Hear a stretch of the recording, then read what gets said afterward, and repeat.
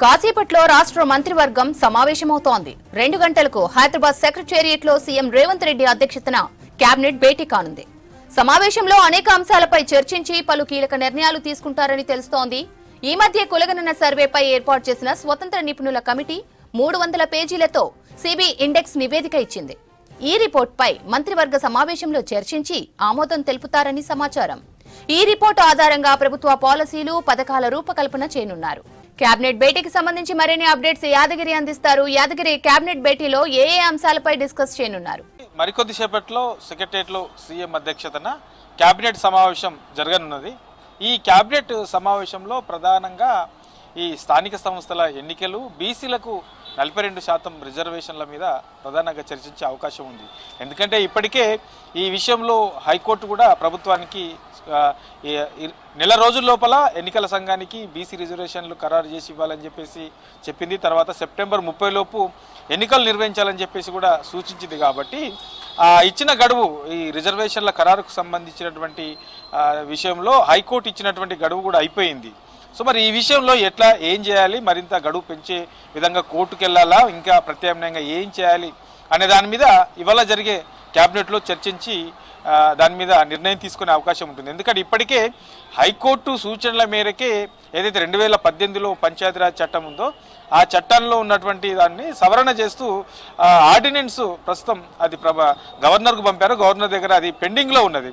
దాదాపు 15 రోజుల నుంచి కూడా గవర్నర్ దగ్గర పెండింగ్లో ఉన్నది. కాబట్టి అటు రాష్ట్రపతి దగ్గర బీసీ బిల్లులు పెండింగ్ ఉన్నాయి, ఇటు ఈ ఆర్డినెన్స్ గవర్నర్ దగ్గర పెండింగ్ ఉన్నది.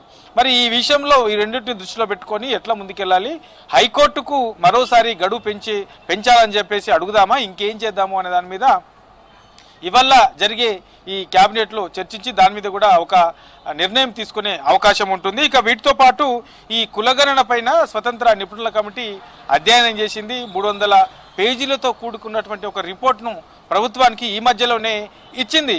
మరి ఈ 300 పేజీల్లో ఉన్నటువంటి అంశాలలో ఏమేమి అంశాలు చేర్చారు, ఈ కులాల వారీగా ఇచ్చినటువంటి రిపోర్టు ఎట్లా ఉన్నది, ఏంటి అనే దాని మీద ఇవాళ జరిగే క్యాబినెట్లో చర్చించి ఏదైతే రిపోర్ట్ 300 పేజీల రిపోర్ట్ ఉందో ఆ రిపోర్ట్కు ఆమోదం తెలిపే అవకాశం ఉంది. దాని మీద కూడా అసలు అందులో ఏమున్నాయి, ఏంటి, కులాల వారికి ఎట్లా చేశారనే దాని మీద కూడా కొన్ని విషయాలు వెల్లడించే అవకాశం అయితే కనబడతా ఉన్నది. దాని మీద ఇంకా క్లారిటీ లేదు, కానీ చర్చ అయితే జరుగుతూ ఉన్నది. ఇక వీటితో పాటు ఈ మధ్య కాలంలోనే ఏదైతే పటాన్చేరు దగ్గర పాషమైలారంలో ఫైర్ యాక్సిడెంట్ జరిగింది. పెద్ద ఎత్తున అక్కడ చాలా సిచ్యువేషన్ కూడా మనం చూసాం. కాబట్టి అక్కడ మరణాలు కూడా చాలా జరిగాయి. సో దీన్ని దృష్టిలో పెట్టుకొని ప్రభుత్వం ప్రత్యేకంగా ఒక కమిటీ వేసింది.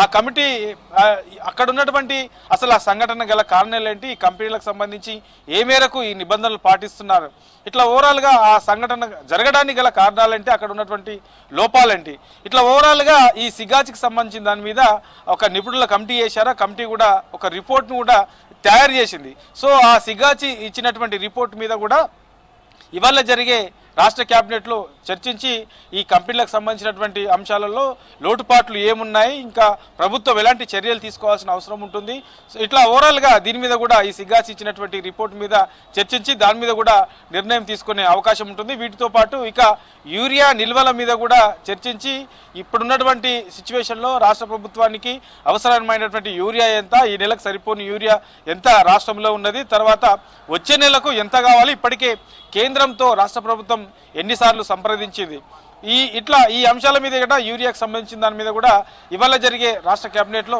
చర్చించి దాని మీద కూడా ఎట్లా ముందుకెళ్ళాలి అనే దాని మీద కూడా నిర్ణయం తీసుకునే అవకాశం ఉంటుంది. వీటితో పాటు ఇక వర్షాలకు సంబంధించి ఈ భారీ వర్షాల కారణంగా వివిధ ఏరియాల్లో కొంత నష్టం జరిగే అవకాశం ఉంటుంది, ముందస్తుగా అప్రమత్తం చేసే అవకాశం ఉంటుంది. కాబట్టి ఈ మధ్య కాలంలోనే ప్రభుత్వం కూడా జిల్లాకు ₹1 కోటి నిధులను కూడా విడుదల చేసింది. సో జిల్లాల వారీగా ఎక్కడెక్కడ ఎలాంటి ప్రమాదాలు ఉండే అవకాశం ఉంటుంది, ముందస్తు చర్యలు ఏమి తీసుకున్నారు, ఇట్లా ఓవరాల్గా ఈ అంశాల మీద కూడా జిల్లాల వారీగా ఉన్నటువంటి రిపోర్ట్ మీద చర్చించి దాని మీద కూడా పలు కీలకమైనటువంటి నిర్ణయాలు తర్వాత సూచనలు చేసే అవకాశం కూడా ఉంటుంది. ఇటు వర్షాలు, తర్వాత ఇటు యూరియా, వీటితో పాటు ప్రభుత్వం అమలు చేస్తున్నటువంటి పథకాలకు సంబంధించి కొత్త రేషన్ కార్డుల పంపిణీకి సంబంధించి, తర్వాత ఇంకా ప్రభుత్వం నుంచి ఇవ్వాల్సినటువంటి సంక్షేమ పథకాల విషయాలకు సంబంధించి, వీటితో పాటు ఇక ఇందిరమ్మ ఇండ్లకు సంబంధించి ఇప్పటికే ఇందిరమ్మ ఇండ్లకు సంబంధించి కొన్ని ఆల్రెడీ పూర్తయ్యాయి, తర్వాత కొన్ని బేస్మెంట్ లెవెల్లో ఉన్న ఇంకొన్ని కొన్ని నిర్మాణం చేపడతా ఉన్నారు. మరి ఇప్పటి వరకు పూర్తయిన ఎన్ని, ఇంకా బేస్మెంట్ లెవెల్లో ఉన్నాయన్ని, ఇప్పటి వరకు ఏ లెవెల్లో ఉన్న వాటికి ఎంత డబ్బులు ప్రభుత్వం విడుదల చేసింది, రాష్ట్ర వ్యాప్తంగా కూడా ఇందిరమ్మ ఇండ్లకు సంబంధించి నిధులు ఇప్పటి వరకు ఎంత విధులు చేశారు, ఇంకా ఎన్ని చేయాల్సి ఉన్నది, ఇట్లా ఓవరాల్గా ఈ అంశాల మీద కూడా చర్చించే అవకాశం ఉంటుంది. ఇక వీటితో పాటు ఇక మంత్రులు కూడా అన్ని జిల్లాల్లో పర్యటించాలని చెప్పేసి ఇప్పటికే ప్రభుత్వం ప్రకటించింది. సీఎం రేవంత్ రెడ్డి కూడా దీని మీద పలు సూచనలు కూడా చేశారు.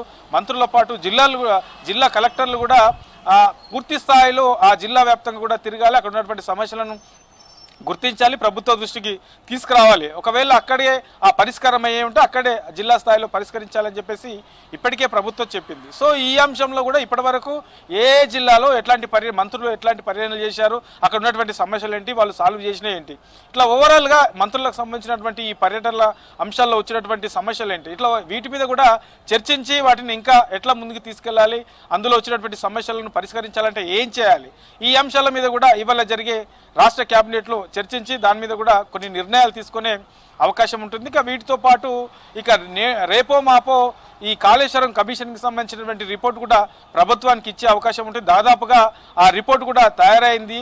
సో ఈ వాళ్ళ నుంచి ఇక 2-3 రోజులలో పూర్తి స్థాయిలో దాన్ని ఫైనల్ చేసి ప్రభుత్వానికి ఇచ్చే అవకాశం కనబడుతున్నది. కాబట్టి మరి ఈ మేడిగడ్డ, అన్నారం, సుందిల్లా ఈ 3 బ్యారేజీలకు సంబంధించిన అంశాలలో మరి కాళేశ్వరం కమిషన్ ఇచ్చే రిపోర్ట్ విషయంలో అందులో ఏమున్నది, ఎట్లా ముందుకెళ్లే అవకాశం ఉంటుంది, తర్వాత ఇప్పుడున్నటువంటి ఇరిగేషన్ ప్రాజెక్టుల విషయంలో ప్రభుత్వం ఇప్పటివరకు తీసుకున్నటువంటి చర్యలు ఏంటి, ఇంకా కొత్తగా నిర్మించాల్సినటువంటి దాంట్లో అవి ఎంతవరకు ముందుకెళ్తా ఉన్నాయి, ప్రభుత్వం తీసుకుంటున్నటువంటి ఈ ప్లానింగ్ కానివ్వండి, తర్వాత సంక్షేమ పథకాల విషయంలో కానివ్వండి ఎట్లా ముందుకెళ్తా ఉన్నాయి, ఏ దశలో ఉన్నాయి అనే దాని మీద చర్చించి కీలకమైనటువంటి నిర్ణయాల మీద సూచనలు చేసే అవకాశం ఉంటుంది. తర్వాత కొన్ని ఈ క్యాబినెట్లో ఆమోదం పొందే అవకాశం కూడా ఉంటుంది. శ్రవంతి.